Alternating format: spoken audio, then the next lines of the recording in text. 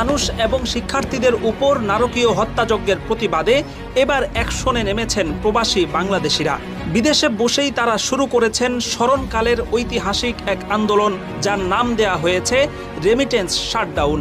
বাংলাদেশের মতো রাষ্ট্রের অন্যতম প্রধান চালিকা শক্তি হচ্ছে প্রবাসীদের পাঠানো এই রেমিটেন্স, যার উপর ভিত্তি করেই সরকার টিকে থাকে।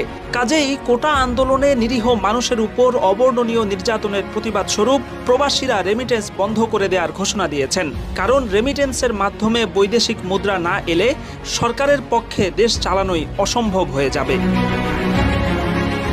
রেমিটেন্স শাটডাউন ক্যাম্পেইনে অংশ নেয়া প্রবাসীরা এক্ষেত্রে শ্রীলঙ্কার উদাহরণ তুলে ধরেছেন। সেখানে রাজাপাকসে পরিবারের দুর্নীতির সীমা ছাড়িয়ে যাওয়ার পর শ্রীলঙ্কান প্রবাসীরা দেশে রেমিটেন্স পাঠানো বন্ধ করে দেন। এর কিছুদিনের মধ্যেই বৈদেশিক বাণিজ্য লেনদেন এবং ঋণ পরিশোধ করতে না পেরে